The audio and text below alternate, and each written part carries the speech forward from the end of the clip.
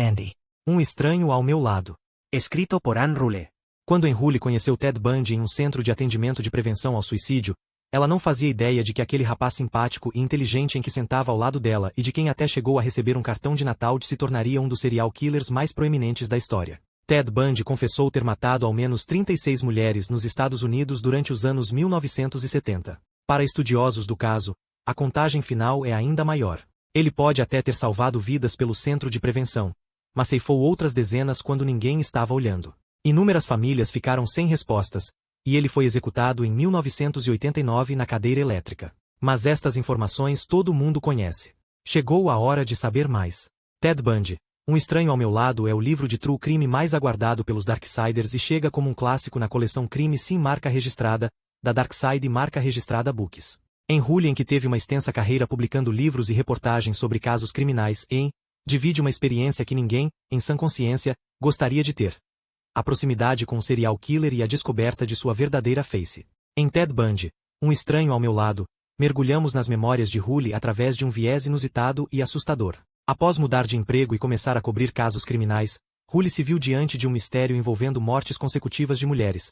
Até que, anos depois, quando estava escrevendo um livro sobre essas mesmas vítimas, a verdade veio à tona. Rule levou anos para aceitar e assimilar o fato de que o homem que havia causado tanto horror era o mesmo com quem havia passado sozinho os turnos da noite no trabalho. Em 2003, em uma entrevista ao Houston Chronicle, ela afirmou: "Por muito tempo eu nutri esperanças de que ele fosse inocente, de que, de alguma forma, isso tudo não passasse de um erro terrível." Sua experiência alterou drasticamente seu projeto. Ela não mais estava escrevendo sobre um assassino misterioso, e sim sobre alguém que havia conhecido pessoalmente. Equilibrando sua vivência pessoal cheia de descrenças, temores e conflitos e seu papel como repórter investigativa, Rule explora a dualidade de Bundy com uma intimidade ímpar. De um lado, um homem charmoso e carismático que dividia planos sobre reconquistar uma antiga namorada. De outro, um psicopata que nutria um ódio fervoroso por mulheres e vivia uma vida de mentira.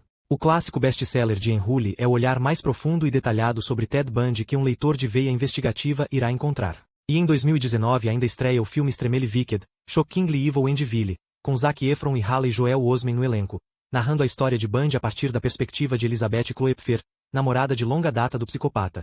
E também a série documental Conversando com o Serial Killer, Ted Bundy, com gravações de áudio do próprio Bundy feitas no corredor da morte. Ainda acha que conhece bem todas as pessoas que convivem com você? Pense de novo.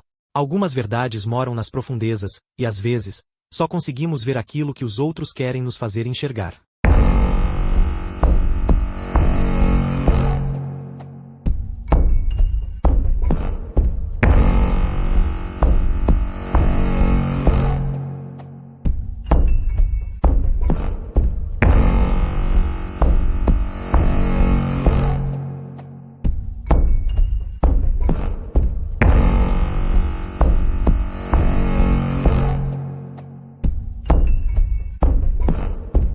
Capítulo 16. Eu não tinha visto nem ouvido falar de Ted Bundy desde a festa de Natal da Crisis Clinic em dezembro de 1973. E então, meu telefone tocou em uma tarde no final de setembro de 1975. Era Ted, ligando de Salt Lake City. Fiquei surpreso, mas feliz em ouvir sua voz. Senti uma pontada de culpa quando ele começou. Você é uma das poucas pessoas em quem posso realmente confiar em Seattle. Excelente. Lembrei-me de entregar seu nome a Dick Reed em agosto de 1974, e me perguntei o quão confiável ele me acharia se soubesse disso. Mas isso foi há muito tempo, e eu não tinha ouvido uma palavra sobre ele desde então. Eu queria perguntar a ele o que ele estava fazendo em Salt Lake City, mas ele tinha algo em mente. Escute, você tem contato com a polícia. Você poderia descobrir por que eles estão intimando meus registros da faculdade de Direito aqui? Uma dúzia de pensamentos passou pela minha mente. Por que agora? Por que depois de 13 meses? Ted estava sendo investigado por causa do que eu havia feito há muito tempo. Eu o tinha implicado em algo que aparentemente o deixou muito preocupado. Nunca tinha ouvido falar de Carol Darronch, Melissa Smith, Laura Aime ou Debbie Kent. Eu desconhecia completamente a investigação de Utah e não parecia possível que a força-tarefa esperasse mais de um ano para seguir uma pista que eu havia dado. You respondi devagar. Ted, eu provavelmente poderia descobrir, mas eu não faria nada dissimulado. Eu teria que dizer a eles quem queria saber. Sem problemas. Eu só estou curioso. Vá em frente e diga a eles que Ted Bundy quer saber. Ele me deu seu número e pediu que eu ligasse a cobrar se eu soubesse de alguma coisa. Eu encarei o telefone em minha mão. Eu realmente não conseguia acreditar que a conversa acabou. Ted parecia exatamente como sempre. Alegre e confiante. Pensei em ligar para a polícia do condado de King. Eu nunca interferi em suas investigações e hesitei agora. Eram quase 4 horas e os detetives estariam saindo do turno em alguns minutos. Liguei para a unidade de crimes graves do condado e Kate M.C. Chesney atendeu. Expliquei que Ted Bundy era um velho amigo meu e que acabará de me ligar pedindo informações sobre a intimação. Houve uma longa pausa e o receptor foi tapado enquanto ela conversava com alguém no escritório. Finalmente, ela estava de volta na linha. Diga a ele que ele é apenas uma das 1.200 pessoas sendo examinadas, que é apenas uma investigação de rotina. Eles estavam protelando, não eu, mas Ted. Eu estive perto de unidades de homicídios da polícia por tempo suficiente para saber que eles não estariam solicitando registros de tantos suspeitos, e que algo estava definitivamente acontecendo. Eu não discuti. Kate estava claramente desconfortável. Ok, vou dizer isso a ele. As intimações não são emitidas sem causa provável. Obviamente, algo estava acontecendo, algo grande. Eu senti um arrepio. Nem mesmo um roteiro de televisão poderia tornar crível que um escritor policial pudesse assinar um contrato para escrever um livro sobre um assassino, então, revelar que o suspeito era seu amigo íntimo. Não ia lavar. Liguei de volta para Ted naquela noite e esperei o telefone tocar. Após cerca de 8 toques, ele atendeu, ofegante. Eu tive que subir as escadas correndo. Eu estava na varanda da frente. Ele me disse. Liguei para eles. Comecei. E eles disseram para lhe dizer que você é apenas um dos cerca de 1.200 caras que eles estão investigando. Oh, ok, ótimo. Ele não parecia preocupado, mas me perguntei como alguém tão astuto como Ted podia acreditar nisso. Se você tiver mais perguntas, eles disseram que você poderia ligar diretamente para eles. Direito. Ted, o que está acontecendo aí? Praticamente nada. Oh, fui pego por uma coisa do Mickey Mouse em agosto pela patrulha estadual. Eles estão alegando que eu tinha ferramentas de roubo no meu carro, mas a acusação não se sustenta. Ted Bundy com ferramentas de roubo? Impossível. Mas ele continuou. Acho que eles têm uma ideia maluca de que estou conectado a alguns casos em Washington.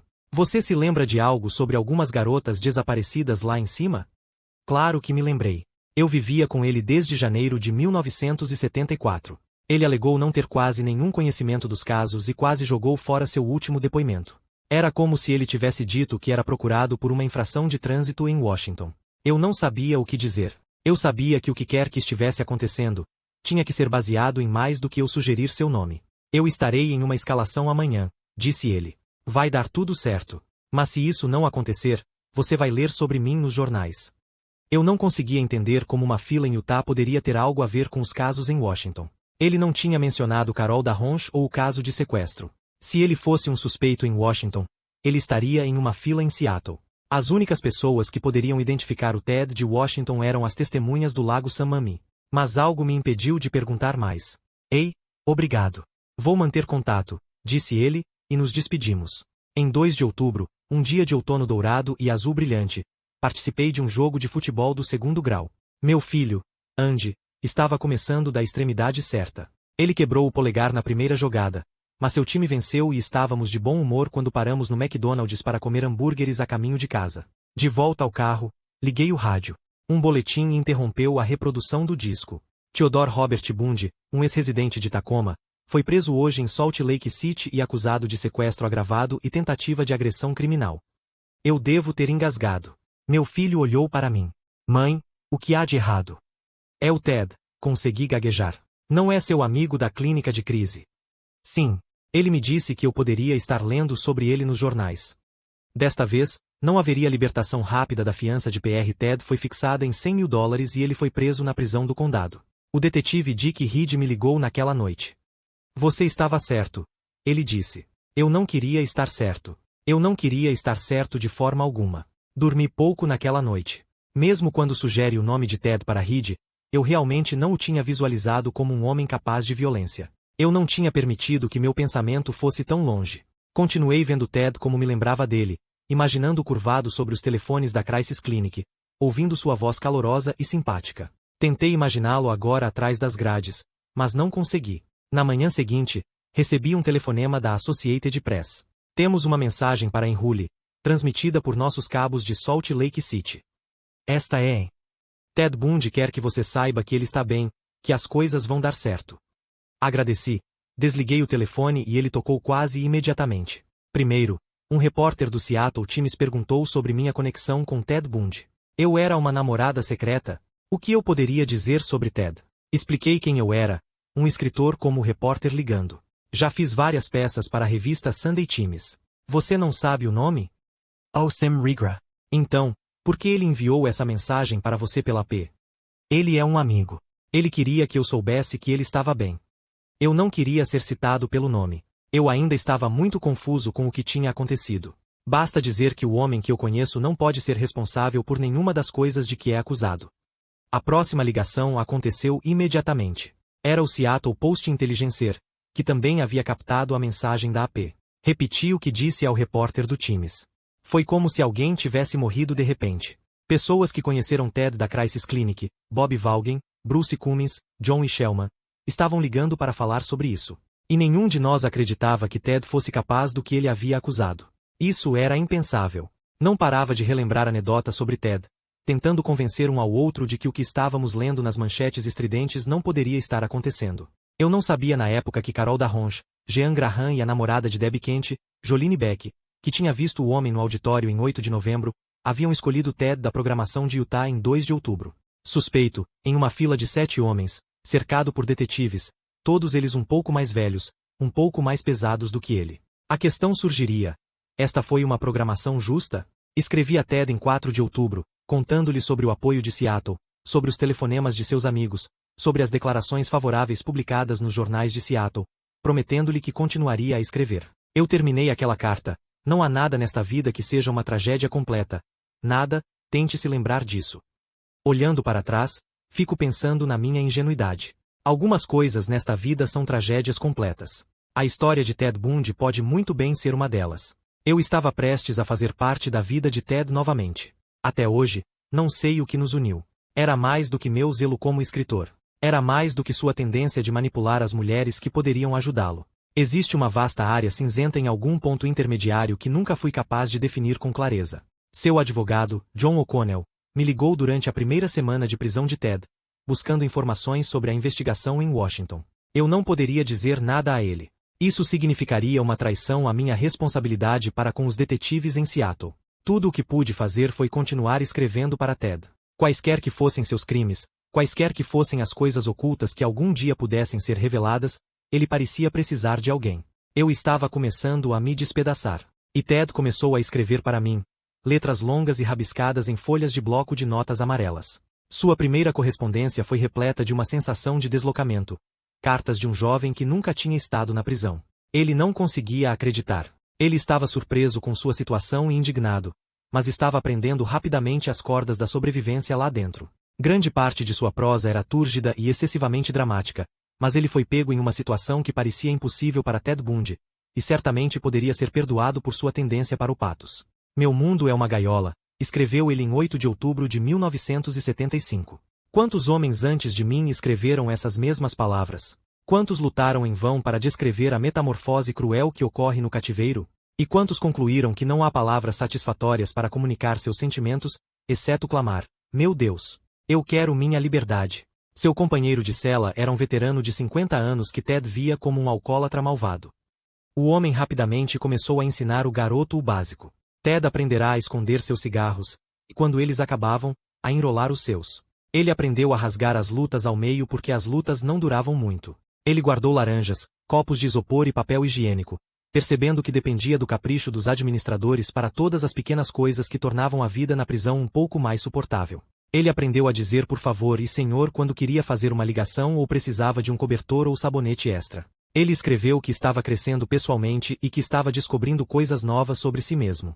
Ele estava aprendendo com a observação silenciosa de seus companheiros de prisão. Ele elogiou a lealdade de seus amigos e ficou agoniado com o que a publicidade que o cercava poderia estar fazendo às pessoas próximas a ele. Ainda assim, ele nunca perdeu de vista um final feliz. As horas noturnas são as horas difíceis. Eu os torno mais fáceis morando no prédio, o que deve ser feito quando a tempestade passar. Eu estarei livre.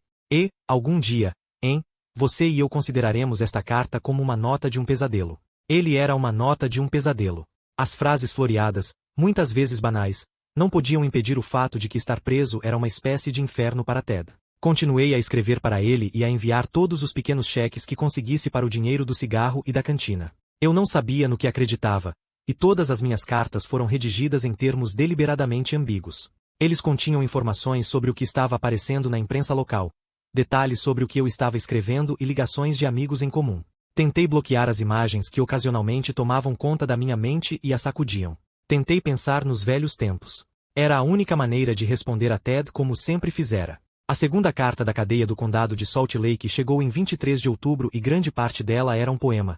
Incontáveis estrofes sobre a vida na prisão. Ele ainda era apenas um observador, não um participante. O poema divagava nos dois lados de 16 páginas do papel legal amarelo. Ele o chamou de Noites dos Dias e começou. Isso não é jeito de ser, o homem deveria ser livre, esse homem deveria ser eu. O medidor muitas vezes vacilava, mas todas as palavras rimavam enquanto ele novamente lamentava sua falta de privacidade e a cozinha na prisão, os onipresentes programas de jogos e novelas na televisão na sala de estar, programas que ele chamou de câncer visual do cérebro. Ele escreveu, como costumava fazer, sobre sua crença em Deus. Nunca tínhamos conversado sobre religião, mas agora Ted aparentemente passava muito tempo lendo a Bíblia. O sono vem devagar, leia as palavras do totalmente si que as escrituras trazem paz, eles falam de liberação, eles nos trazem a Deus, aqui parece estranho, mas seu presente é tão claro, eu acho que ele está perto, misericórdia e redenção sem exceção, ele me deixa à vontade, carcereiro. Faça o que quiser, nenhum dano pode me acontecer quando o Salvador me chamar. O interminável poema falava de outro lançamento. Durma. Ele poderia esquecer o pesadelo que estava vivendo, as grades e os gritos de outros prisioneiros. Quando dormia, então tirava uma soneca sempre que possível. Ele estava preso em um mar humano enjaulado. Movendo-se facilmente da Bíblia para o cardápio na prisão, um pouco de seu antigo humor veio à tona. Me faz sentir triste tirando comida dos animais no zoológico, costeletas de porco, esta noite judeus são tensos, eu dei o meu ainda tem cauda, e quanto à sobremesa, a cozinheira. Aquele velho namorador nos surpreendeu com suavidade, gelatina de pêssego. Por todos os seus dias na prisão que viria, ele condenaria Geo. Quanto aos outros residentes da prisão, Ted os achou infantis, crianças crescidas. Alguns realmente acreditam eles nasceram para enganar, para fazer um rolo de banco do dinheiro que roubaram, eles não se relacionam indo direto, exceto quando em tribunal eles às vezes recorrem para fazer um apelo por uma nova vida e clemência. Sua própria aprovação interior emergiu no final do poema. O medo da gaiola estava lá. Dias de dias, autocontrole paga, não perca a cabeça, o pânico não é gentil. Dias de dias, minha integridade permanece. Este poema foi inventado? Algo para jogar com minhas simpatias, que realmente não precisava de estímulo algum. Ou foi a verdadeira manifestação da angústia de Ted? No outono de 1975, eu estava terrivelmente confuso, cercado de um lado por detetives que tinham certeza de que Ted era culpado como o inferno, e de outro, pelo próprio homem, que insistia repetidas vezes que ele era inocente sendo perseguidos. Era uma dicotomia de emoções que ficaria comigo por muito, muito tempo. Na época, ainda achava que poderia ter causado a prisão de Ted. Passariam-se anos antes de saber que minhas informações haviam sido checadas e limpas no início do jogo, e então enterradas em milhares de pedaços de papel com nomes neles. Não foram minhas dúvidas, mas de Meg, que o prendeu contra a parede. Minha lealdade mista ameaçava custar-me uma parte vital de minha renda. Ouvi boatos de que a polícia do condado de King queria aquelas 2 cartas que Ted sabia ter me enviado e que, se eu não as entregasse, poderia esquecer de receber mais histórias desse departamento. Significaria que 1/4 do meu trabalho seria interrompido e eu simplesmente não poderia pagar por isso. Fui diretamente para Nick McKee. Ouvi boatos de que, se eu não entregar as cartas de Ted à força-tarefa, suas portas se fecharão para mim.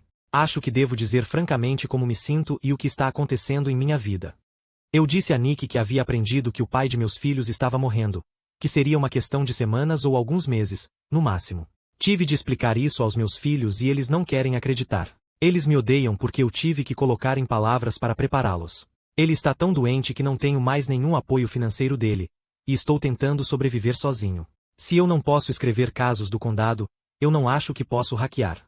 McKee é um homem infinitamente justo. Mais do que isso, ele poderia ter empatia comigo. Ele estava criando 2 filhos sozinho. Ele havia perdido sua esposa alguns anos antes. O que eu estava dizendo a ele atingiu um nervo. E éramos amigos há anos. Ninguém nunca disse que você seria barrado neste departamento. Eu não permitiria. Você sabe que pode acreditar em mim. Você sempre foi justo conosco e nós o respeitamos por isso. Claro, gostaríamos de ver essas cartas, mas quer você as vire ou não, as coisas serão como sempre estiveram aqui. Nick, you dishonestament. Eu li essas cartas várias vezes e não consigo encontrar nada nelas que faça Ted parecer culpado, até mesmo deslizes inconscientes. Se você me deixar perguntar a ele se você pode vê-los, e se ele concordar, eu os trarei para você imediatamente. Essa é a única maneira justa de fazer isso. Nick Mackey concordo.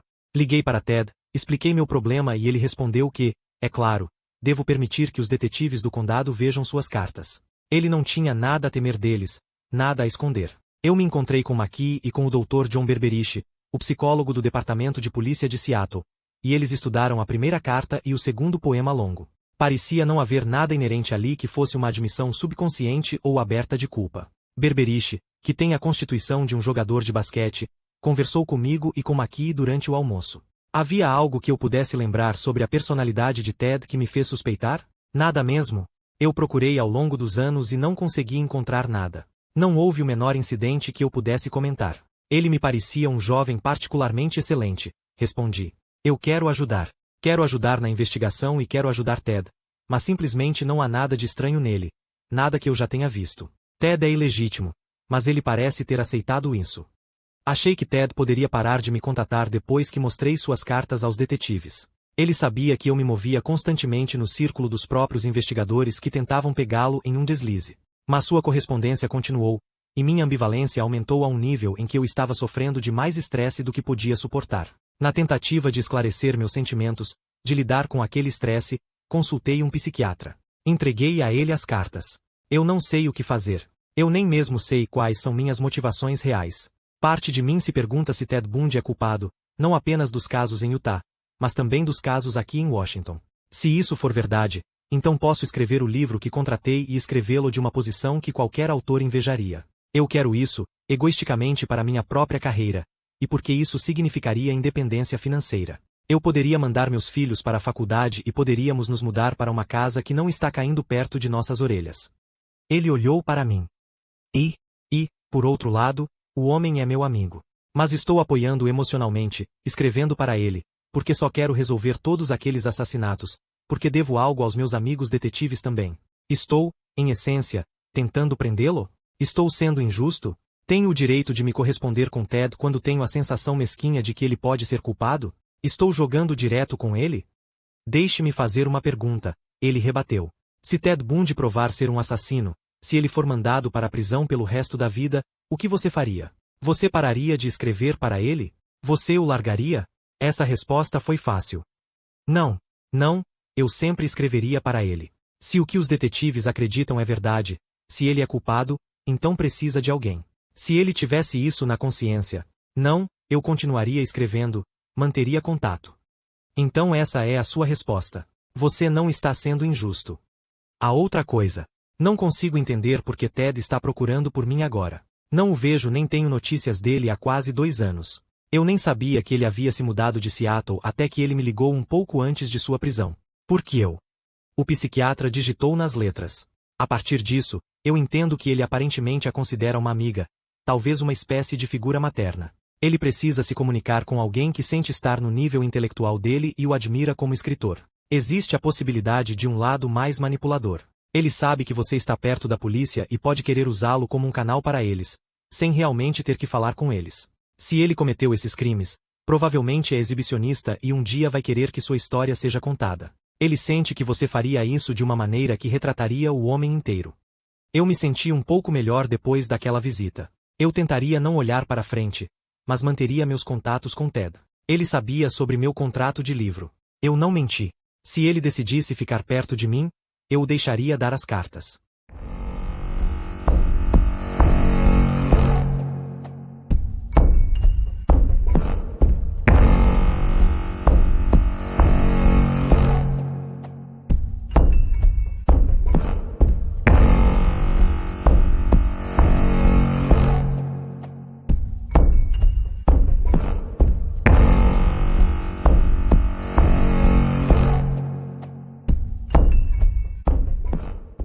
Capítulo 17.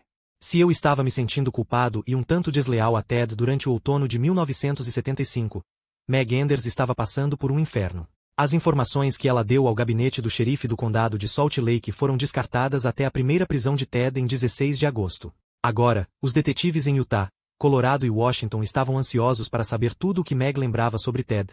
todos os pedaços de informação. Isso a fez suspeitar de seu amante. Eles estavam tentando encontrar o homem responsável pela série de assassinatos mais brutal de suas memórias, e parecia que Ted Bundy era esse homem. A privacidade de Ted e a privacidade de Meg não importavam mais.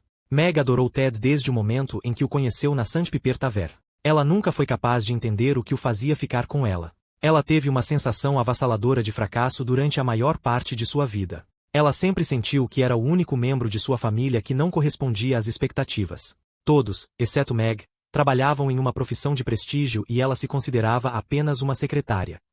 O amor de um homem brilhante como Ted ajudou a amenizar seus sentimentos de inferioridade, e ela estava prestes a ver esse relacionamento exposto a uma sondagem implacável. Nem os investigadores do condado de Salt Lake nem os detetives da Força-Tarefa de Seattle gostaram do que eles submeteram Meg Enders, o questionamento que mergulharia nos detalhes mais íntimos de sua vida e a lenta destruição de tudo o que ela havia construído nos 6 anos antes. Mas uma coisa era aparente. Meg Enders sabia mais sobre o Ted Bundy escondido do que qualquer pessoa viva, com a possível exceção do próprio Ted. Em 16 de setembro, Jerry Thompson e Dennis Coach do gabinete do xerife do condado de Salt Lake e Ira Beal do departamento de polícia de Bountiful, Utah, voaram para Seattle para falar com Meg. Eles falaram pela primeira vez com o pai dela em Utah, que sugeriu que seria de valor inestimável para a investigação se eles falassem diretamente com Meg. Thompson estava ciente de que as dúvidas de Meg sobre Ted eram anteriores aos assassinatos em Utah, remontando ao desaparecimento de Janice Ott e Denise Naslund em julho de 1974. Os 3 detetives de Utah encontraram Meg em uma sala de interrogatório nos escritórios da Unidade de Crimes Graves da polícia de King County. Eles notaram seu nervosismo devido à terrível tensão emocional que ela estava sofrendo. Mas eles também viram que ela estava determinada a expor todas as informações que a haviam levado, finalmente, à polícia. Meg acendeu um cigarro. Ela afirmou com firmeza que não queria que o processo fosse gravado em fita. Ted saía muito no meio da noite, ela começou. E eu não sabia para onde ele foi. Então ele cochilou durante o dia. E encontrei coisas que não conseguia entender. Que tipo de coisas? Uma chave inglesa, presa até a metade, sob o assento do meu carro. Ele disse que era para minha proteção. Gesso de Paris em seu quarto. Muletas. Ele tinha uma faca oriental em uma espécie de caixa de madeira que guardava no porta-luvas do meu carro. Às vezes, estava lá. Às vezes, ele se foi. Ele tinha um cutelo de carne. Eu o vi embalar quando se mudou para Utah. Meg contou que Ted nunca tinha estado com ela nas noites em que as garotas em Washington haviam desaparecido. Depois que vi as fotos compostas de Ted no jornal em julho de 1974, verifiquei novamente os papéis da biblioteca para saber as datas em que as meninas desapareceram e verifiquei meu calendário e meus cheques cancelados, e ele apenas, ele nunca estava por perto então.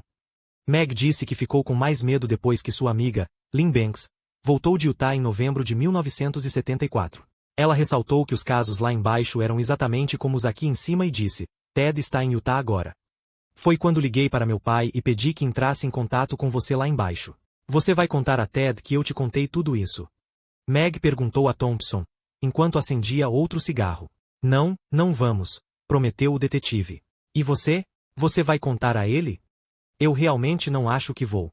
Eu continuo orando sobre isso, e continuo orando para que você descubra. E acho que continuo esperando que você descubra que não é Ted, que é outra pessoa. Mas, no fundo, não tenho certeza. Solicitada a explicar suas dúvidas em detalhes, Meg falou sobre o gesso de Paris que vira no quarto de Ted na casa de Freda Rogers. Eu o confrontei sobre isso, e ele me disse que tinha roubado daquele local de suprimentos médicos onde ele estava trabalhando. Ele disse que não sabia por quê. Só para se divertir, disse ele. Ele disse que as muletas eram para o seu senhorio. Meg disse que certa vez encontrou um saco de papel cheio de roupas femininas no quarto de Ted. O item de cima era um sutiã grande. O resto era só roupa de menina. Eu nunca perguntei a ele sobre isso. Eu estava com medo e meio envergonhado. Os detetives perguntaram a Meg se Ted havia mudado de alguma forma no último ano ou depois, e ela disse a eles que seu impulso sexual havia diminuído para quase nada durante o verão de 1974. Ela lhes contou sobre suas explicações sobre as pressões no trabalho. Ele disse que não havia outra mulher. As perguntas eram terrivelmente embaraçosas para Meg. Ele mudou de alguma outra forma, em seus interesses sexuais. Ela olhou para baixo. Ele comprou este livro Joy of Sex, em algum momento de dezembro de 1973. Ele leu sobre sexo anal e insistiu em experimentá-lo. Não gostei, mas concordei com ele. Então havia algo naquele livro sobre escravidão. Ele foi direto para a gaveta onde eu guardava minhas meias de nylon. Ele parecia saber em qual gaveta eles estavam. Meg disse que se permitiu ser amarrada às 4 colunas da cama com meias de nylon antes de fazer sexo. A coisa toda tinha sido desagradável para ela. Ela concordou 3 vezes, mas, durante a terceira ocasião, Ted começou a sufocá-la e ela entrou em pânico. Eu não faria mais isso. Ele não disse muito, mas ficou descontente comigo quando eu disse, chega. Algo mais. Meg ficou mortificada, mas continuou. Às vezes, depois de dormir à noite, eu acordava e o encontrava embaixo das cobertas. Ele estava olhando para o meu corpo, com uma lanterna. Ted gosta do seu cabelo do jeito que está agora? Ira Beal perguntou. O cabelo de Meg era longo e liso, repartido ao meio. Sim. Sempre que falo em cortar, ele fica muito chateado. Ele realmente gosta de cabelo comprido. A única garota que eu vi, com certeza, que ele namorou além de mim tem cabelo igual ao meu. Os 3 detetives trocaram olhares. Ted sempre diz a verdade. Pergunta Thompson. Meg balançou a cabeça. Eu o peguei em várias mentiras. Ele me disse que foi preso lá por uma infração de trânsito. E eu disse a ele que sabia que não era verdade, que havia itens no carro que pareciam ferramentas de roubo. Ele apenas disse que não significavam muito, que era uma busca ilegal. Meg disse a eles que sabia que Ted havia roubado no passado.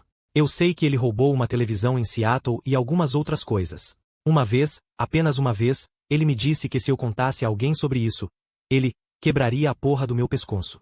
Meg disse que mantinha contato constante com Ted, que falará com ele na noite anterior e que ele voltará a ser seu velho e terno, dizendo a ela o quanto amava, planejando seu casamento. Ele precisa de dinheiro. $700 para o advogado, $500 para pagar as mensalidades. Ele ainda deve US $500 a Freda Rogers. Meg sabia também que o primo de Ted lhe dissera que ele era ilegítimo quando Ted tinha 18 ou 19 anos. Isso realmente o aborreceu. Ninguém nunca tinha contado a ele antes. Ted alguma vez USA bigode? Beal perguntou de repente. Não. Às vezes uma barba cheia. Oh, ele tinha um bigode falso. Ele costumava mantê-lo em sua gaveta. Às vezes, ele colocava e me perguntava como ficava com ele. E entrevista terminou. Meg havia fumado um maço inteiro de cigarros. Ela implorou aos investigadores de Utah que lhe dissessem que Ted não poderia estar envolvido, mas eles não puderam. A imagem de Ted Bundy que estava surgindo era muito diferente da do filho perfeito, o protótipo moderno de um herói de Horatio Alger. Meg Enders estava vivendo uma existência dupla, algo que era intolerável para ela, algo que era padrão para seu amante. Ela falava com frequência com Ted ao telefone, e ele minimizava o interesse da polícia nele, embora, enquanto falava, estivesse sob vigilância constante dos homens da lei de Utah. E ela continuou a responder às perguntas feitas pelos detetives que estavam tentando identificá-lo durante todos aqueles períodos de tempo essenciais, alguns deles agora 1 ano e meio antes. 14 de julho de 1974 foi um dia infame em Washington. O dia em que Janice Ott e Denise Naslund desapareceram do Parque Estadual do Lago San Mami. Meg se lembrou daquele domingo. Nós tivemos uma discussão na noite anterior. Fiquei surpreso ao vê-lo naquela manhã. Ele veio e eu disse a ele que estava indo à igreja e então planejei me deitar ao sol. Nós brigamos novamente naquela manhã. Nós simplesmente não estávamos nos dando bem. Fiquei realmente surpreso em vê-lo mais tarde. Ted ligou para Meg em algum momento depois das 6 da tarde e a convidou para comer fora. Havia algo em comum sobre ele naquela noite. Ele parecia exausto, realmente exausto. Ele estava pegando um forte resfriado. Eu perguntei a ele o que ele tinha feito naquele dia porque ele estava tão cansado, e ele disse que só ficaria deitado o dia todo.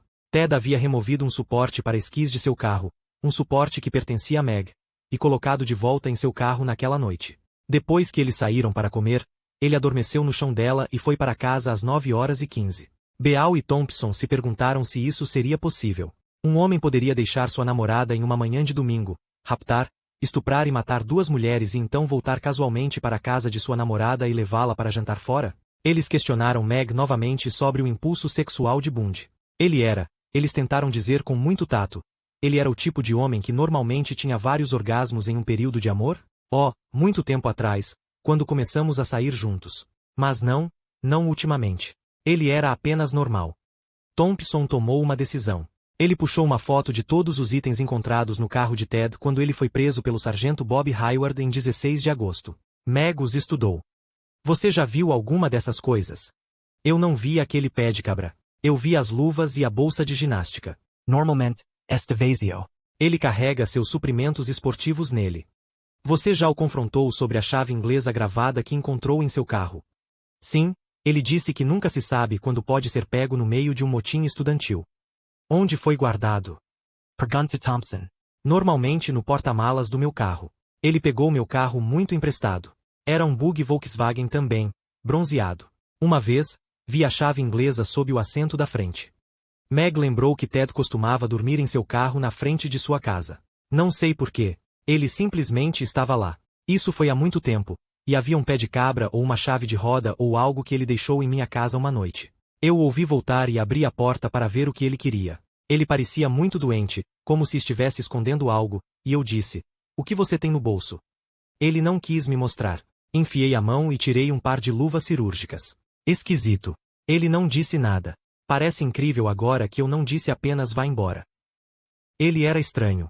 Mas, até os eventos de 1974 e 1975, Meg nunca havia conectado os hábitos noturnos de Ted a nada definido. Como tantas outras mulheres apaixonadas, ela simplesmente tirou tudo da cabeça.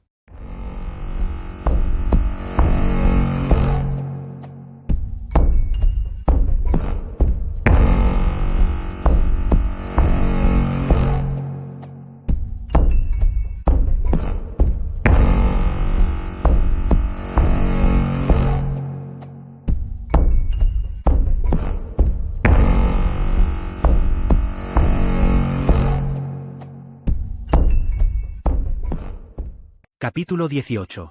Ted escreveu-me em outubro de 1975 que se sentia como se estivesse no olho de um furacão, e de fato, estivera no centro de alguma espécie de tempestade desde sua prisão em agosto. Eu não sabia dessa prisão até que ele me telefonou no final de setembro, e ele deu de ombros, assim como fez com Meg e seus outros amigos de Washington. Passaria muito tempo antes de saber da investigação que durou todo o outono. De vez em quando, nos próximos anos, um detetive deixava algo escapar e dizia apressadamente: "Esqueça que eu disse isso."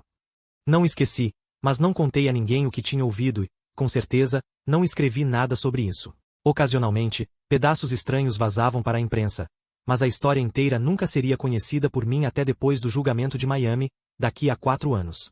Como estava, tendo apenas fragmentos da história, tentei conter o julgamento. Se Ted fosse um completo estranho para mim, como todos os outros suspeitos sobre os quais escrevi, a resolução de meus sentimentos poderia ter vindo mais cedo. Não acredito que seja porque eu era estúpido. Mentes melhores do que as minhas continuaram a apoiá-lo. Enquanto escrevia sobre outros predadores, me perguntei se algum daqueles homens poderia ser responsável pelos assassinatos de que Ted foi acusado. Eu verifiquei onde eles estavam nas datas em questão. Mas cada homem tinha álibis sólidos durante a época dos crimes de Ted. No outono de 1975, havia mais de uma dúzia de detetives em Washington, Utah e Colorado trabalhando em tempo integral na investigação de Ted Bundy. Capitão Pat Hayward e o detetive Jerry Thompson do gabinete do xerife do condado de Salt Lake. Detetive Mike Fisher do gabinete do promotor distrital do condado de Pitkin em Aspen, Colorado. Detetive Sargento Bill Baldridge do gabinete do xerife do condado de Pitkin. Detetive Milo Vig do gabinete do xerife do condado de Mesa em Grand Junction, Colorado. Detective Tenante Ron Ballantyne e Detective Ira Beale, do Departamento de Polícia de Bountiful, Utah. Capitão Nick McKee e os detetives Bob Keppel, Roger Dunn e Kate M. C. Chesney do condado de King, Washington, gabinete do xerife.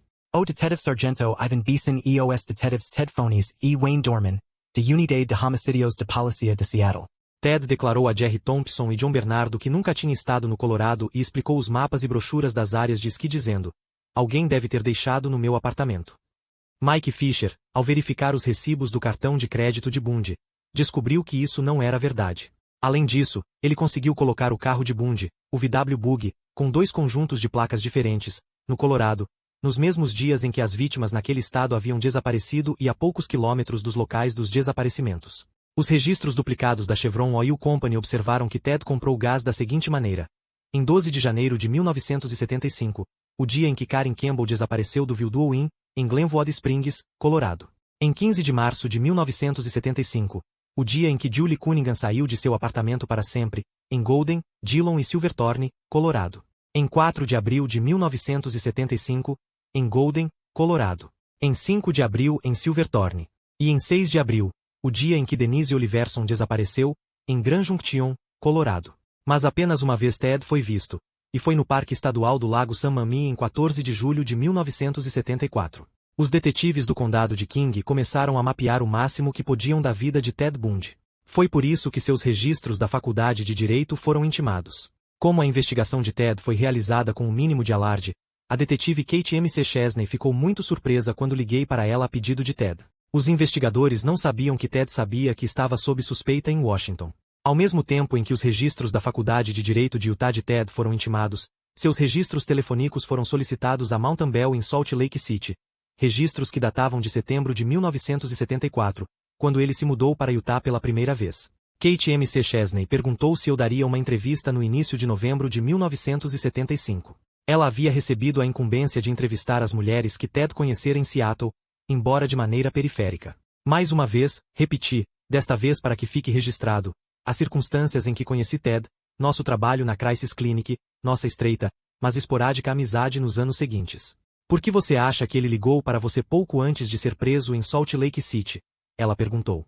Acho que foi porque ele sabia que eu trabalhava com você o tempo todo e não acho que ele queria falar diretamente com os detetives. Kate folheou uma pilha de papéis, puxou um e disse de repente, o que Ted disse a você quando ligou para você em 20 de novembro de 1974. Eu olhei para ela sem expressão. Quando? No ano passado, em 20 de novembro. Ted não me ligou, respondi. Eu não falava com Ted desde 1973. Sim, nós temos seus registros telefônicos. Há uma ligação para o seu número um pouco antes da meia-noite na quarta-feira, 20 de novembro. O que ele disse? Eu conhecia Kate McChesney desde que estudávamos na Escola Básica de Homicídios da Polícia de King County em 1971. Ela como xerife e eu como auditor convidado. Ela havia sido promovida a detetive, embora se parecesse mais com uma garota do ensino médio, e ela era inteligente. Eu a entrevistei inúmeras vezes quando ela trabalhava na unidade de crimes sexuais. Eu não estava tentando fugir de sua pergunta, mas estava confuso. É difícil lembrar o que você estava fazendo em uma determinada data um ano antes. E então me ocorreu. Kate, eu não estava em casa naquela noite. Eu estava no hospital porque tinha feito uma operação no dia anterior.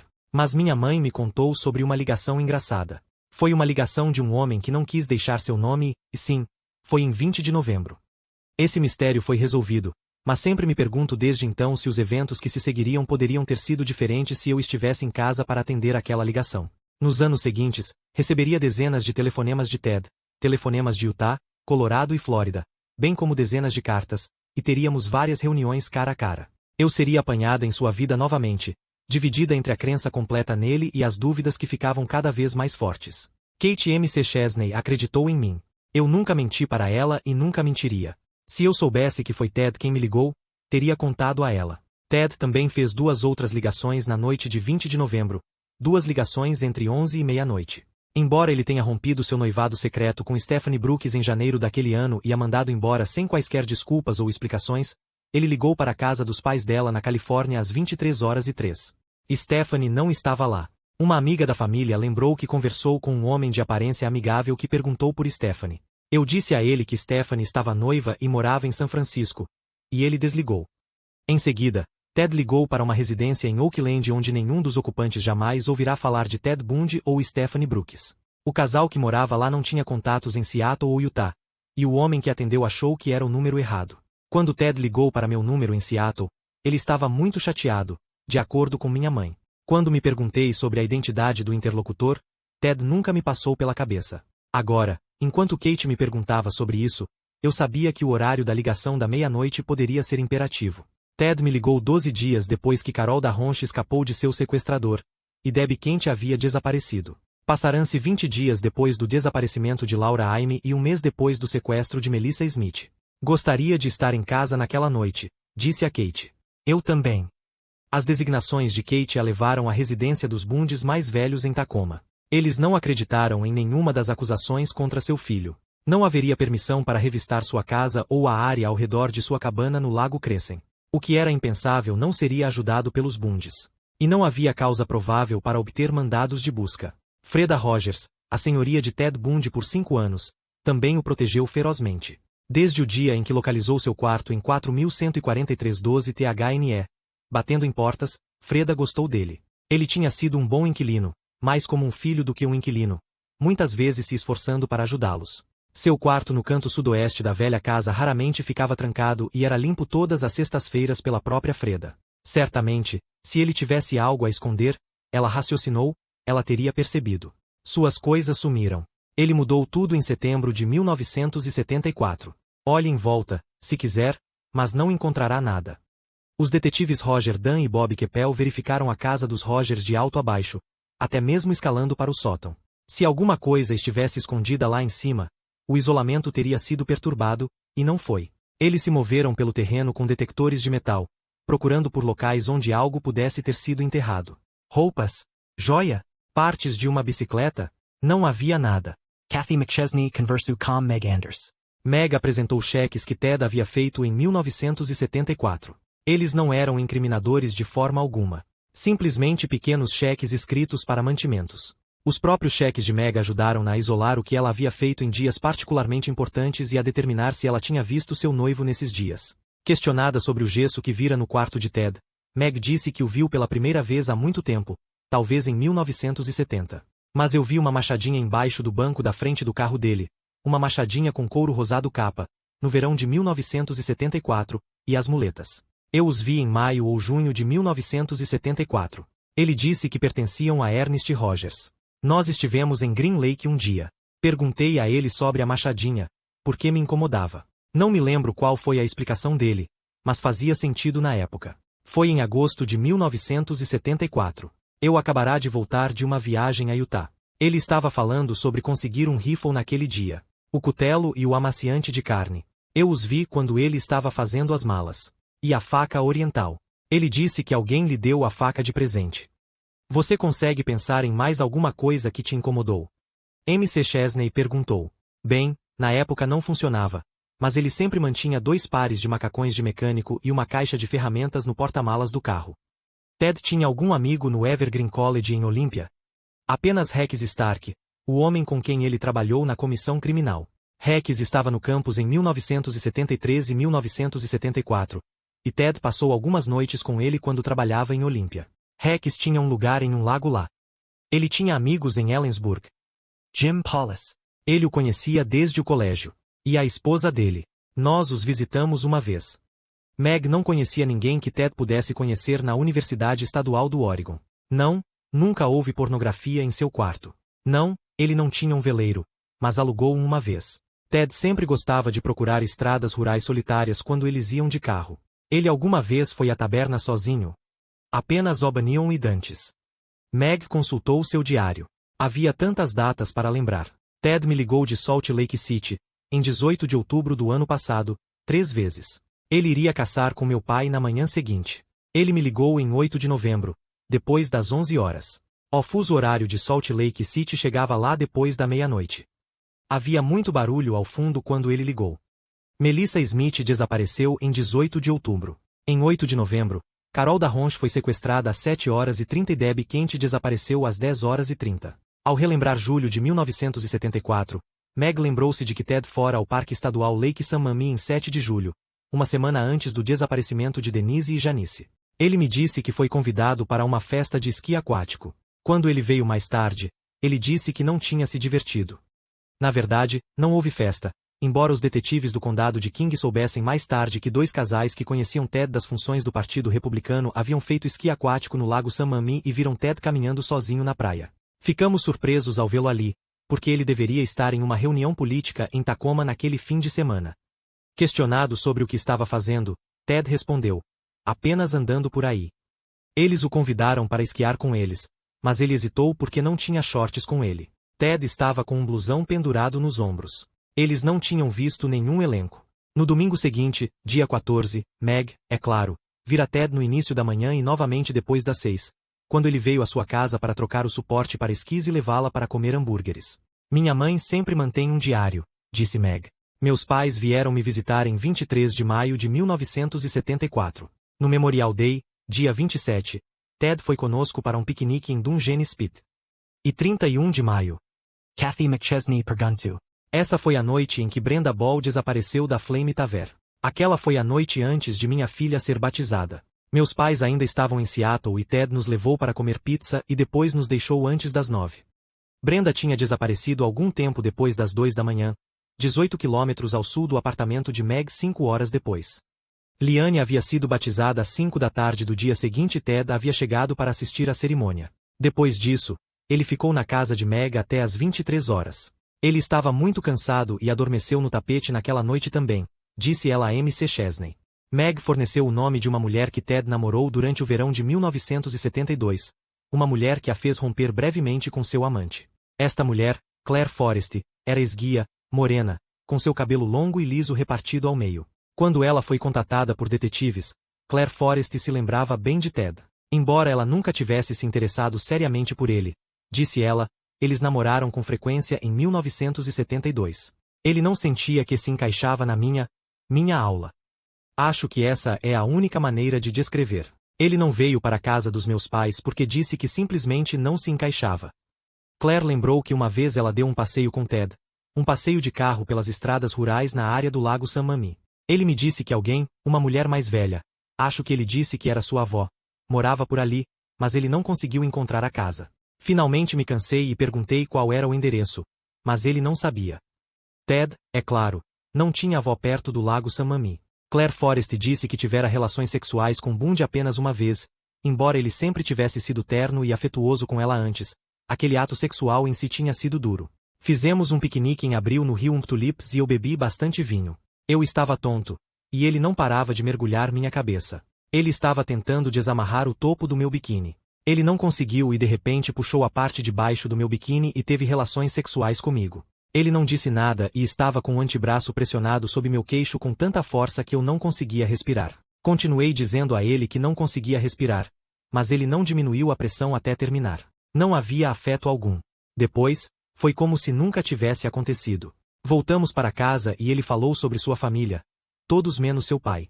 Eu terminei com ele por causa de sua outra namorada. Ela estava quase histérica quando me encontrou com ele uma vez. Claire Forrest não era a única mulher que se lembrava de que os modos de Ted Bundy podiam mudar repentinamente de calor e afeto para uma fúria fria. Em 23 de junho de 1974, Ted apareceu na casa de uma jovem, uma mulher que o conhecia platonicamente desde 1973. Ela o apresentou a uma amiga dela, Lisa Temple. Ted não parecia particularmente interessado em Lisa, mas, mais tarde, ele convidou as duas mulheres e outro amigo para fazer um passeio de jangada com ele no dia 29 de junho. Os dois casais jantaram com amigos em Bellevue no dia 28 de junho, noite, e partiu na manhã seguinte para Thorpe, Washington. O homem que os acompanhava lembraria mais tarde que, enquanto procurava fósforos, havia encontrado uma meia-calça no porta-luvas do Volkswagen de Ted. Ele sorriu e não pensou em nada. A viagem de jangada havia começado com grande alegria, mas, no meio do rio, a atitude de Ted mudou repentinamente e ele parecia ter prazer em atormentar Lisa. Ele insistiu que ela cavalgasse pelas águas brancas em uma câmara de ar amarrada atrás da jangada. Lisa ficou apavorada, mas Ted apenas a encarou com frieza. O outro casal também estava pouco à vontade. Ted colocou a jangada na água na represa de diversão, um trecho perigoso onde as jangadas raramente eram lançadas. Eles conseguiram, finalmente, atravessar a água agitada com as duas garotas completamente assustadas. Ted não tinha dinheiro, então Lisa comprou um jantar em North Bend para o quarteto. Ele me levou para casa, lembra ela, e foi legal de novo. Ele disse que voltaria por volta da meia-noite. Ele voltou e fizemos amor. Foi a última vez que o vi. Eu simplesmente não conseguia entender a maneira como ele continuava mudando. Em um minuto ele era legal e no seguinte agia como se me odiasse. Kate MC Chesney localizou Beatrice Sloane, a mulher idosa que fizera amizade com Ted quando ele trabalhava em um yacht clube de Seattle. Oh, ele era um intrigante, relembrou a velha. Ele poderia me dissuadir de qualquer coisa. As lembranças da senhora Sloane de Ted e Stephanie correspondiam ao que Kate já havia aprendido sobre aquele romance antigo. Não havia dúvida de que a mulher conhecia Ted, e o conhecia muito bem. Kate a levou ao redor do distrito universitário e ela apontou os endereços onde Ted morava quando o conheceu. Ela contou as coisas que havia emprestado a ele. Porcelana, prata, dinheiro. Ela se lembrou das caronas que deu a ele quando ele não tinha carro. Ele parecia ter sido como um neto para ela. Um neto altamente manipulador. Quando foi a última vez que você o viu? MC Chesney perguntou. Bem, eu o vi 2 vezes, na verdade, em 1974. Eu o vi na loja Alberson em Green Lake em julho, e ele tinha um braço quebrado na época. Então eu o vi no AVE cerca de um mês depois e ele me disse que iria embora em breve para estudar direito em Salt Lake City. Os detetives do condado de King contataram Stephanie Brooks, agora casada e feliz e morando na Califórnia. Ela se lembrou de seus 2 romances com Ted Bundy, seus dias de faculdade e seu noivado em 1973. Ela nunca soubera sobre Meg Anders. Ela simplesmente chegou à conclusão de que Ted a cortejou uma segunda vez apenas para se vingar. Ela se sentiu sortuda por estar livre dele. Parecia haver dois Ted Bundys emergindo. Um, o filho perfeito, o estudante da Universidade de Washington que se formou com distinção, o advogado e político incipiente, e o outro, um conspirador encantador, um homem que conseguia manipular mulheres com facilidade, fosse por sexo ou dinheiro que desejasse, e não fazia diferença se as mulheres tinham 18 ou 65 anos. E havia, talvez, um terceiro Ted Bundy, um homem que se tornou frio e hostil com as mulheres com muito pouca provocação. Ele havia feito malabarismos com seus compromissos simultâneos com Meg e Stephanie com tanta habilidade que nenhuma delas sabia da existência da outra. Agora, parecia que ele havia perdido os dois. Stephanie era casada e Meg declarou que não queria mais se casar com Ted. Ela estava morrendo de medo dele. Ainda assim, em questão de semanas, ela o aceitaria de volta e se culparia por duvidar dele. No que diz respeito às mulheres, Ted sempre teve um apoio. Mesmo enquanto estava sentado na cadeia do condado de Salt Lake, sem saber que Meg havia falado muito sobre ele aos detetives, ele teve o apoio emocional de Sharon Auer. Sharon parecia ter se apaixonado por ele. Eu logo perceberia que não era prudente mencionar o nome de Sharon para Meg, ou falar de Meg para Sharon. É interessante notar que em todas as provações, em todos os anos de manchetes negras que rotulariam Ted de monstro, e pior, ele sempre teria pelo menos uma mulher em transe com ele, vivendo os poucos momentos em que pudesse visitá-lo em prisão, cumprindo tarefas para ele e proclamando sua inocência. As mulheres mudariam com o passar do tempo. Aparentemente, as emoções que ele provocou neles não.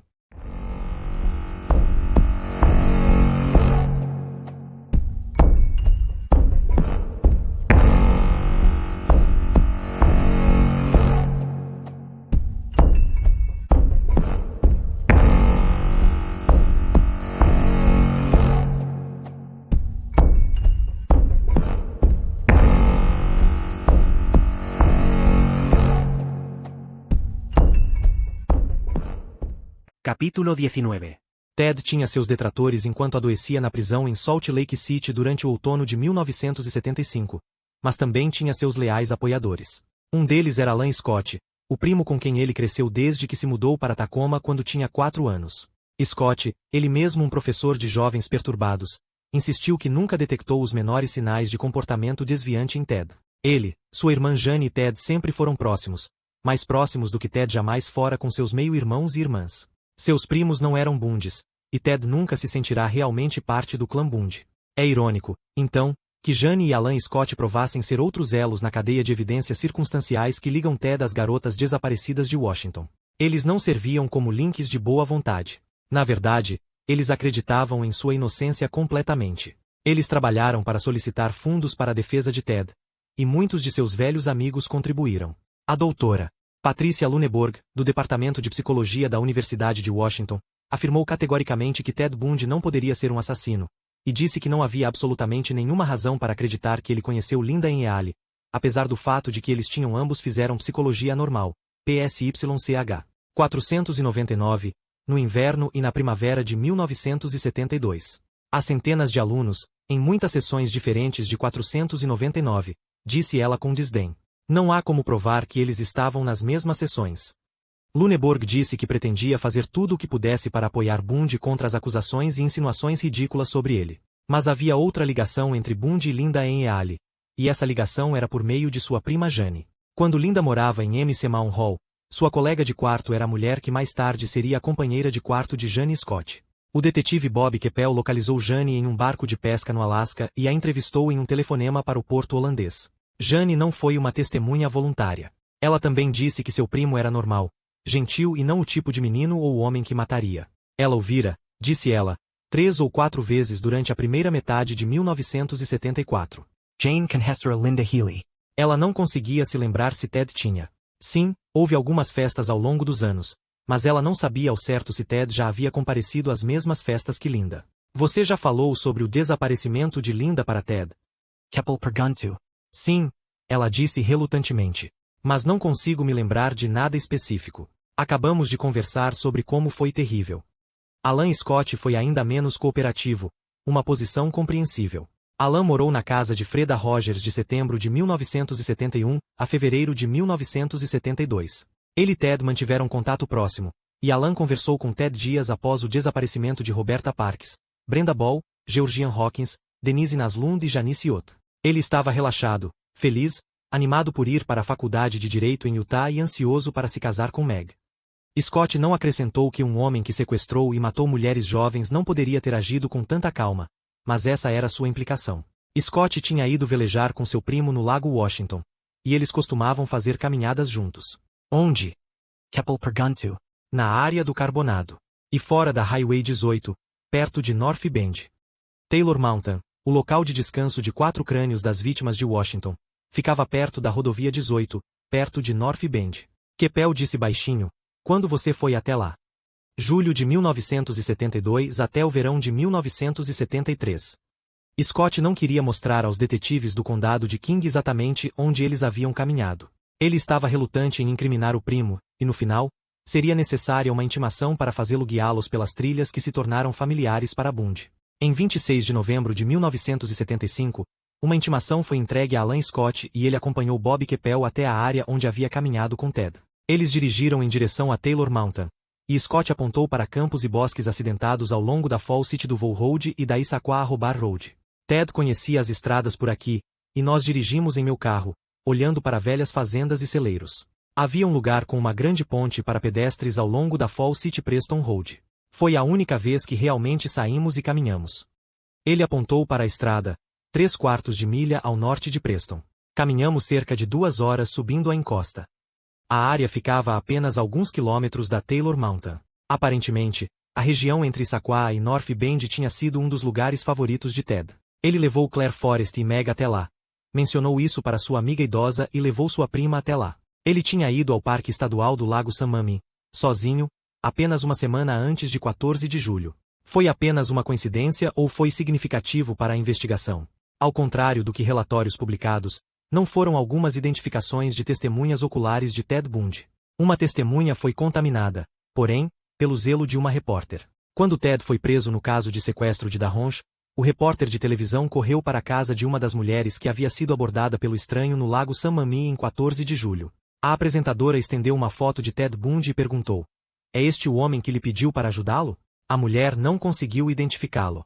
O homem na foto mostrada a ela parecia mais velho do que o homem bonito e bronzeado que ela vira. Quando mais tarde os detetives do condado de King lhe mostraram um laydown de 8 fotos, incluindo uma de Ted Bundy, ela admitiu que era tarde demais. Ela já tinha visto uma foto e agora ela estava confusa. Foi um grande golpe para a investigação.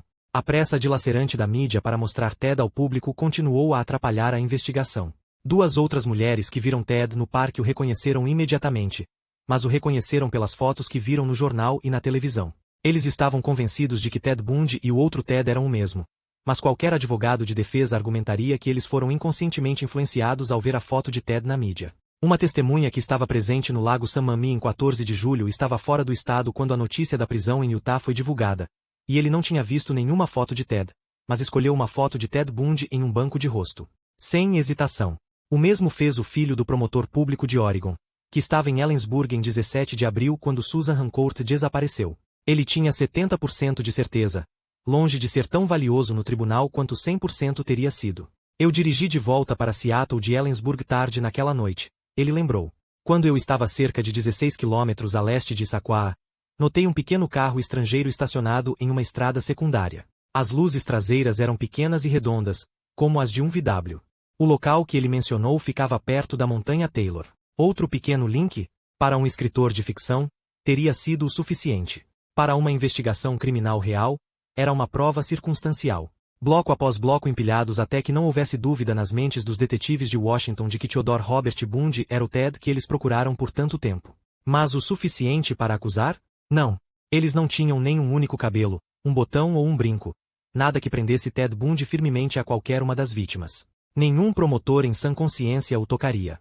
Eles contariam mais de 40 coincidências, e mesmo consideradas todas juntas, não eram suficientes. A coincidência final foi um caso investigado pelo detetive moralista de Seattle, Joyce Johnson, um caso de estupro ocorrido em 2 de março de 1974, na 4222 TH Avenue, a apenas algumas portas da pensão de Freda Rogers. A vítima, uma mulher atraente de 20 anos, foi para a cama por volta da 1h da manhã daquele sábado. Minhas cortinas estavam fechadas, mas há um lugar onde uma das cortinas não encontra o peitoril e alguém poderia olhar e ver que eu estava sozinha.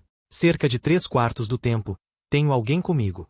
Naquela manhã, havia esquecido de colocar a ripa de madeira na janela para trancá-la. O homem tirou a tela e, quando acordei por volta das 4, viu parado na porta. Eu vi seu perfil. Havia uma luz brilhando da sala de estar onde ele havia deixado sua lanterna acesa. Ele se aproximou e sentou na minha cama e me disse para relaxar, que ele não me machucaria. A mulher perguntou a ele como ele entrou, e ele respondeu: não é da sua conta. O homem usava uma camiseta e jeans, e tinha um boné azul marinho escuro puxado sobre o rosto até abaixo do queixo. Não era uma máscara de esqui, mas acho que ele fez fendas para os olhos porque podia ver. Sua voz era bem educada. Ele estava bebendo. Eu podia sentir o cheiro. Ele tinha uma faca com cabo esculpido, mas disse que não a usaria se eu não lutasse. O homem havia colado seus olhos com fita adesiva e depois a estuprado. Ela não lutou com ele. Quando ele terminou, ele prendeu suas mãos e pés, dizendo a ela que era apenas para atrasá-la. Ela o ouviu entrar na sala e rastejar por uma janela.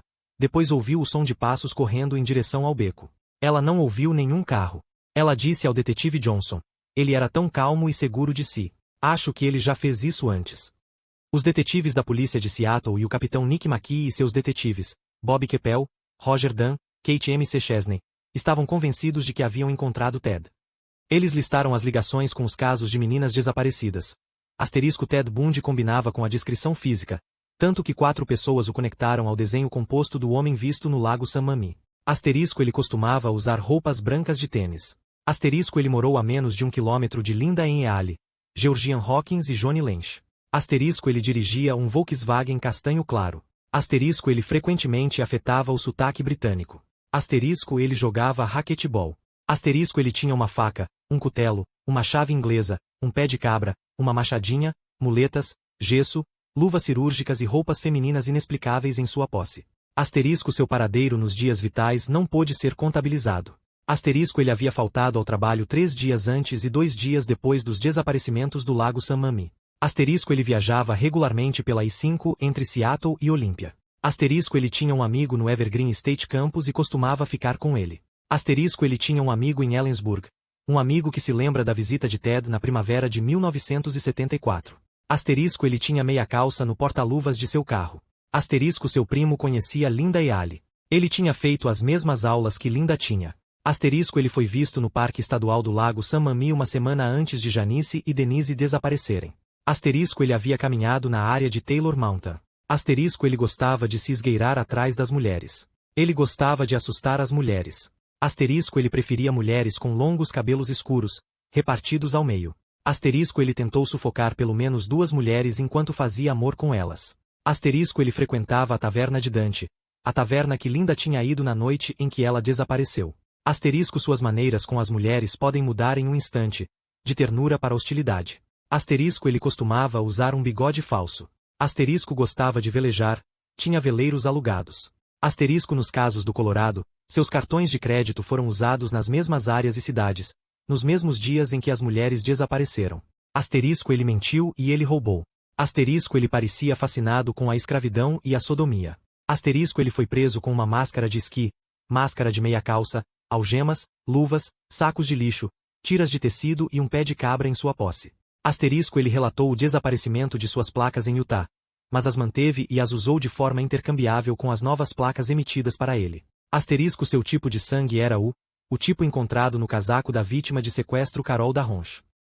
Ele foi identificado por Darronch, Graham, Beck, o jovem em Ellensburg e por 3 testemunhas no Parque Estadual do Lago San Mami em 14 de julho.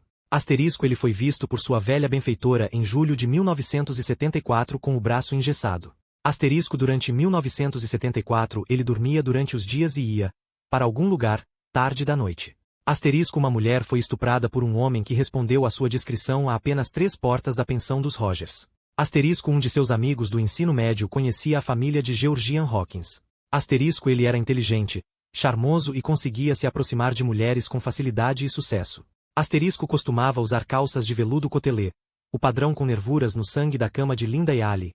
A lista continuava e os investigadores sempre voltavam ao fato de que onde quer que Ted Bundy fosse, logo havia uma Linda jovem, ou 2, ou 3, faltando. Por outro lado, dezenas de pessoas estavam dispostas a jurar que Ted Bundy era um cidadão perfeito, um homem que trabalhou para acabar com a violência, para trazer ordem e paz por meio do sistema, e que Ted Bundy era um amante, não um destruidor, da humanidade. Se ele era o que os detetives acreditavam, um assassino em massa, fora lançado a partir de um molde inteiramente novo. Em 13 de novembro de 1975, enquanto Ted permanecia na prisão do condado de Salt Lake e seus amigos e parentes tentavam levantar os $15.000 necessários para pagar sua fiança, o que veio a ser conhecido como reunião de cúpula de Aspen foi realizada. McKee, Keppel e Dan estavam lá, assim como Jerry Thompson e Ira Beal de Utah, Mike Fisher de Aspen e dezenas de outros detetives que tinham casos não resolvidos de meninas desaparecidas e assassinadas. Dentro do Holiday Inn, os detalhes de todas essas investigações foram trocados, e o nome Theodore Robert Bundy foi ouvido com frequência. Uma tremenda quantidade de informações foi trocada, tornando cada departamento envolvido ainda mais certo de que agora tinham seu assassino na prisão. Na prisão, mas sem evidências físicas suficientes para fazer mais acusações. Os jornais estavam cheios de suposições, mas poucos fatos. Se o misterioso e desconhecido Ted os havia frustrado antes, o conhecido Ted Bundy ainda os iludia. Em 20 de novembro, Ted foi libertado sob fiança, $15.000 arrecadados por Johnny e Louise Bundy. Quando, e se, ele voltasse a ser julgado pelas acusações de sequestro envolvendo Carol Darronch, o dinheiro seria devolvido e entregue a John O'Connell para pagar pela defesa de Ted. Em Seattle, Meg Enders tinha tanto medo do ex-amante que fez os detetives prometerem que ela seria avisada assim que ele cruzasse para o estado de Washington. É indicativo de seus poderes de persuasão notar que, cerca de um dia depois de seu retorno a Washington, ele estava de volta com ela, morando em seu apartamento. Todas as suas dúvidas foram apagadas e ela estava completamente apaixonada por ele novamente.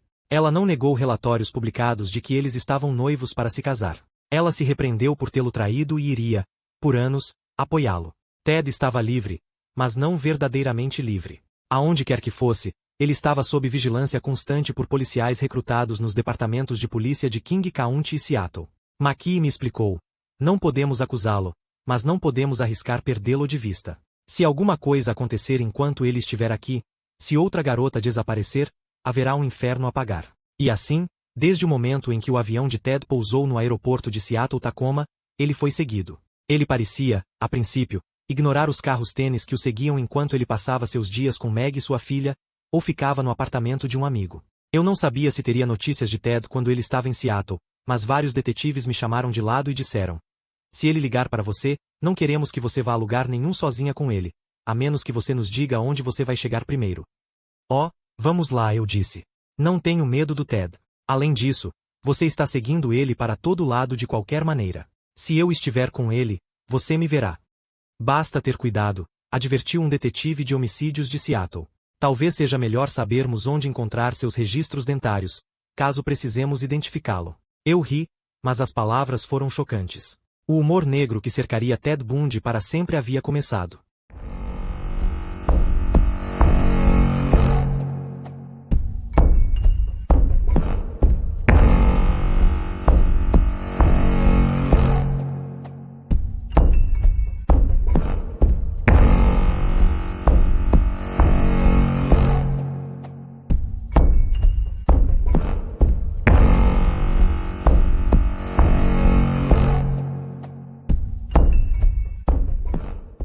Capítulo 20.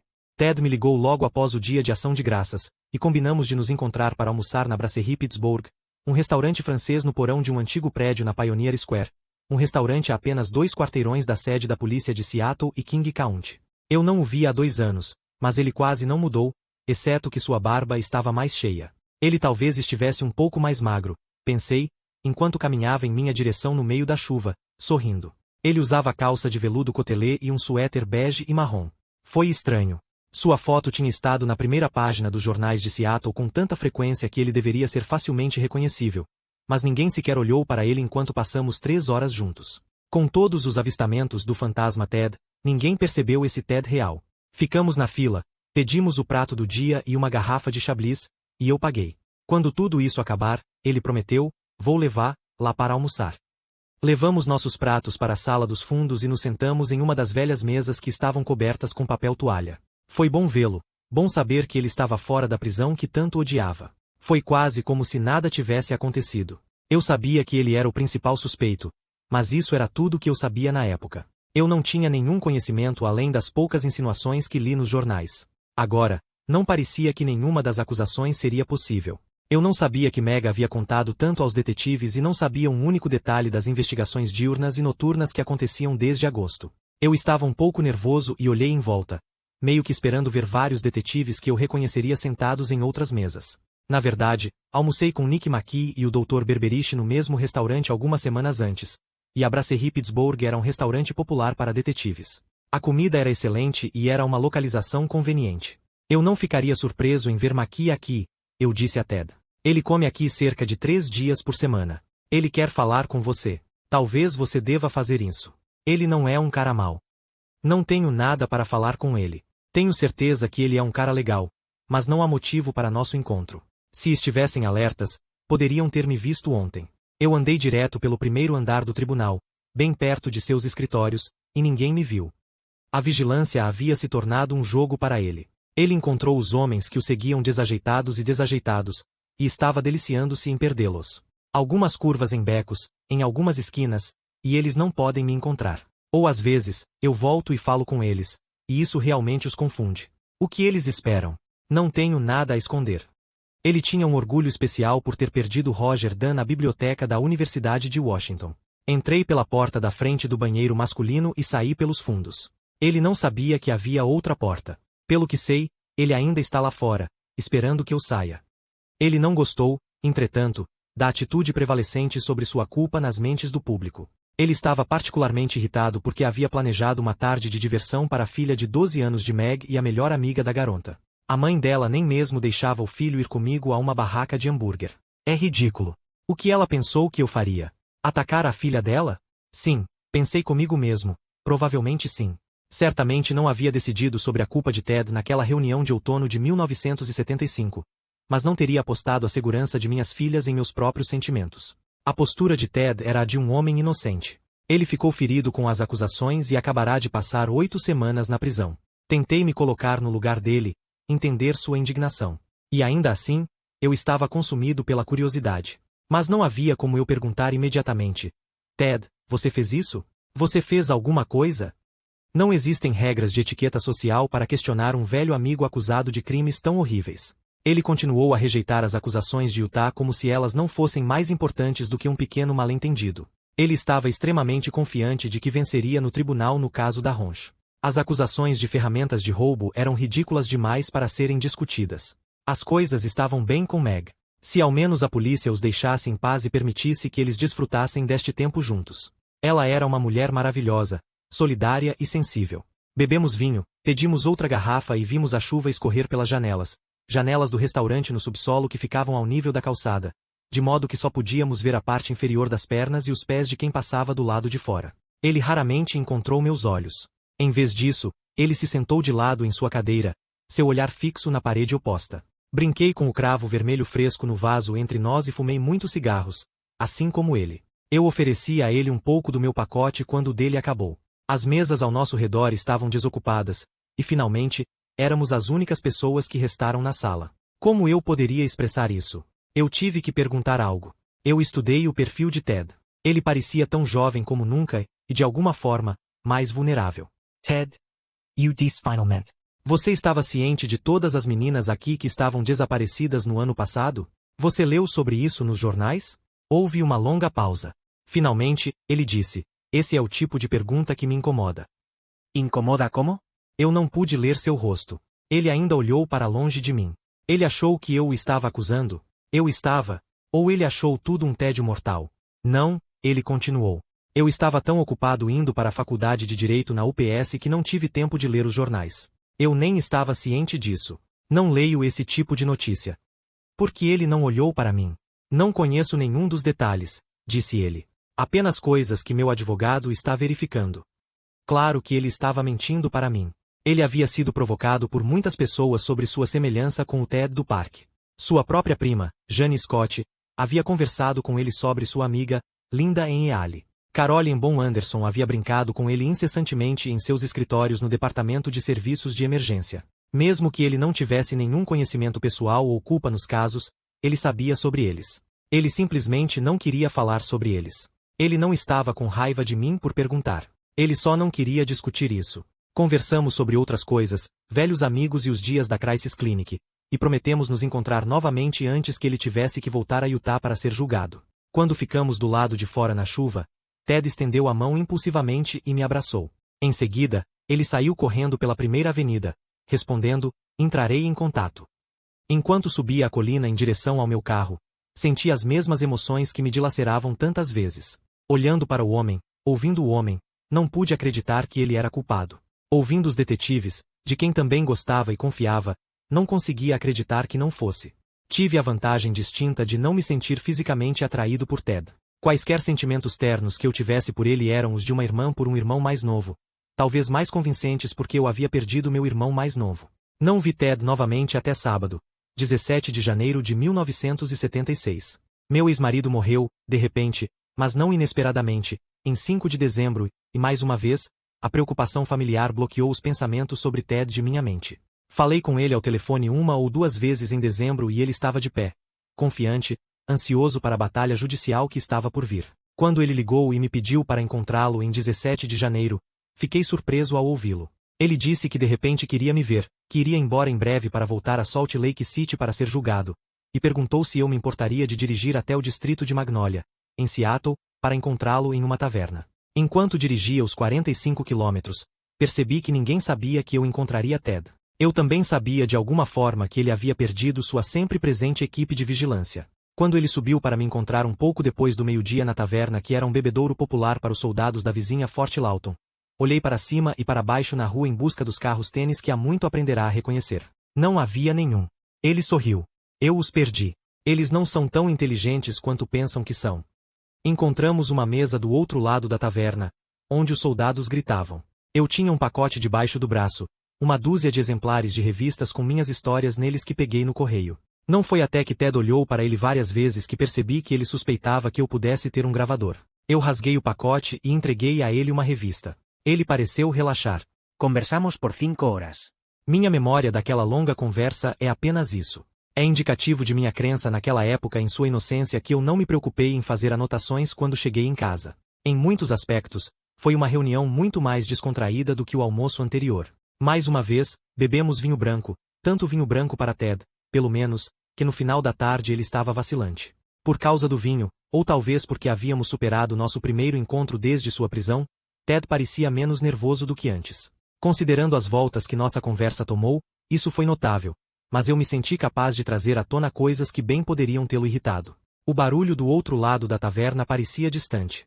Ninguém poderia nos ouvir. Uma lenha falsa de gás brilhava alegremente na lareira ao lado da nossa mesa. E como sempre, a chavaqueia continuamente lá fora. Eu perguntei a Ted em um ponto. Ted, você gosta de mulheres? Ele considerou a pergunta e disse lentamente, sim, acho que sim.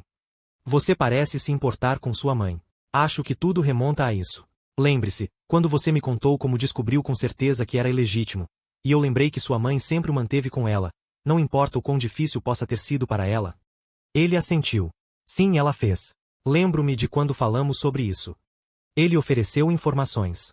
Ele me disse que foi Meg quem o denunciou à polícia. Senti a velha pontada de culpa porque ele não sabia que eu também lhes tinha dado o seu nome. Ele evidentemente pensou que eu tinha mais informações do que realmente tinha. Aquelas muletas no meu quarto. As muletas sobre as quais ela lhes falou. Essas eram para o meu senhorio. Eu trabalhava para uma casa de suprimentos médicos e comprei lá eles e o gesso de Paris.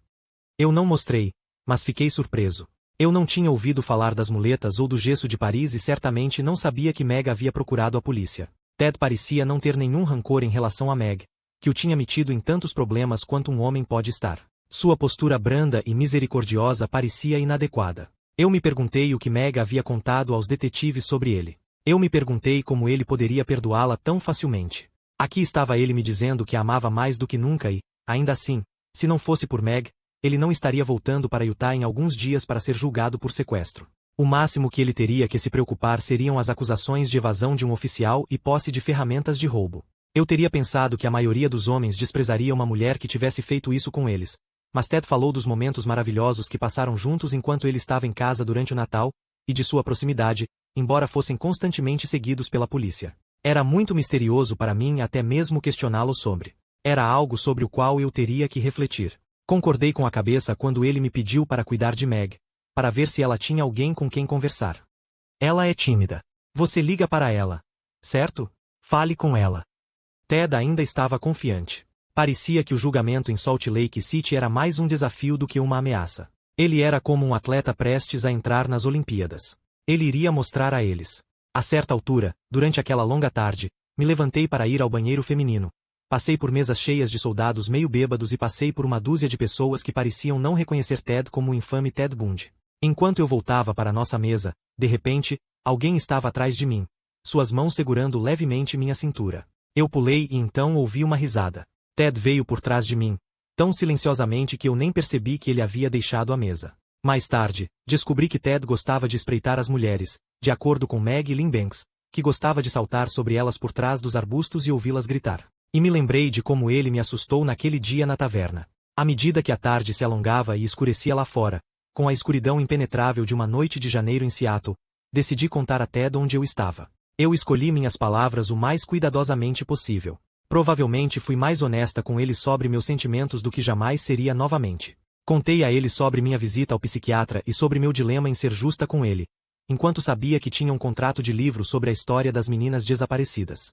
Ele parecia entender completamente. A maneira dele comigo foi a mesma de 5 anos antes, quando falei sobre meus problemas no consultório da Crisis Clinic. Ele me garantiu que entendia minha ambivalência. E, você sabe, eu tenho que te dizer isso, eu continuei. Não posso estar completamente convencido de sua inocência. Ele sorriu. A mesma resposta direta com a qual eu estava me acostumando. Tudo bem, eu posso entender isso. Há coisas que eu gostaria de dizer a você, mas não posso. Por quê? Eu simplesmente não posso. Eu perguntei a ele porque ele simplesmente não fez um exame de polígrafo e acabou com isso. Meu advogado, John Henry Browne, acha que é o melhor. Era um paradoxo em si mesmo que Browne aconselhasse Ted. Ted não tinha sido acusado de nada em Washington, embora certamente estivesse sob vigilância contínua e tivesse sido acusado pela imprensa e pela maior parte do público. Mas Browne trabalhava para o gabinete do defensor público, uma agência fundada para defender suspeitos realmente acusados de crimes. Parecia um jogo sem regras. Também não era comum um homem ser condenado pela mídia. Pediram a Ted que não usasse mais a biblioteca da Faculdade de Direito da Universidade de Washington. As alunas ficaram assustadas ao vê-lo ali. Ted, eu disse de repente.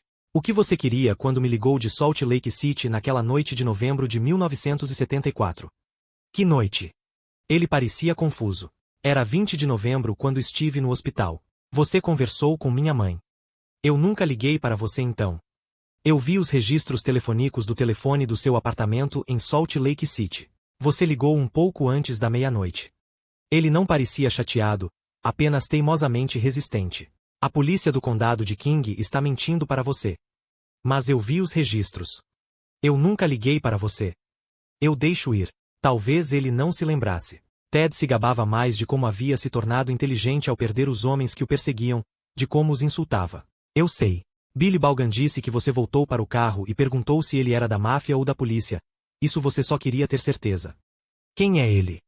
Ele é um detetive de homicídios de Seattle. Ele é um cara legal. Tenho certeza de que são todos príncipes.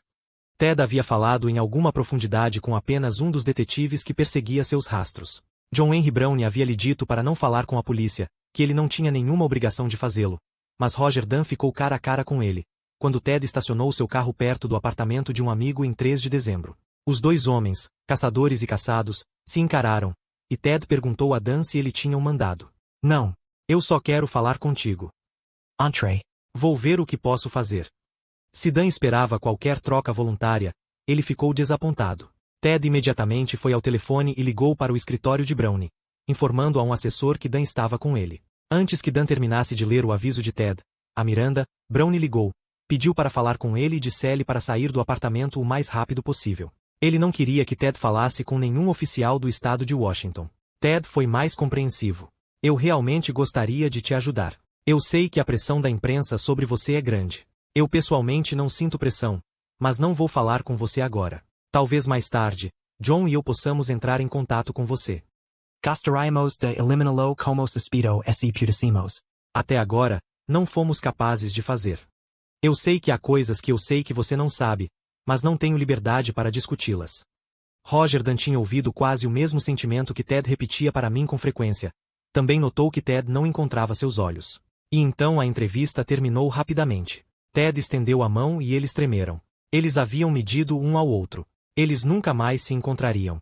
Sentado na taberna enfumaçada, senti que havia mais coisas que Ted queria me dizer. Eram quase 6 horas e eu prometi ao meu filho que o levaria ao cinema naquela noite para comemorar seu aniversário. Ted não queria que a visita terminasse. Ele me perguntou se eu iria com ele a algum lugar para fumar maconha. Eu hesitei. Não usei maconha e prometi ao meu filho que voltaria mais cedo. E também, embora não estivesse com medo, posso ter ficado um pouco constrangido. Ted estava bastante embriagado quando me abraçou do lado de fora da taverna e depois desapareceu na chuva nebulosa. Eu o veria novamente, 2 vezes, depois de nos despedirmos, mas nunca mais o veria como um homem livre.